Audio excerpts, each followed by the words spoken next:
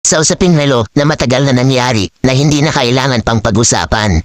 Sara Duterte muling binalikan ang isyu sa relo para magpabida sa media at sa mga taong nakakapanood sa kanya. Gusto niyang ipaalam sa mga tao na siya ay taong maawin at kung paanong pinag-isipan niya ang Pangulo na saktan dahil lamang sa pagtanggi nito na ibigay sa bata ang relo na hinihingi nito. Dahil ayon sa kanya, nakita daw niya sa bata kung paano daw ito napahiya.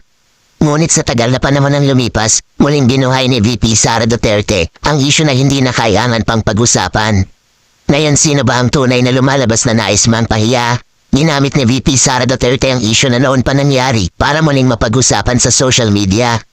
Na sana nakakapagtrabaho na ng maayos yung taong kanyang binabanggit at ilan lang ang nakakaalam sa pangyayari kung totoo man.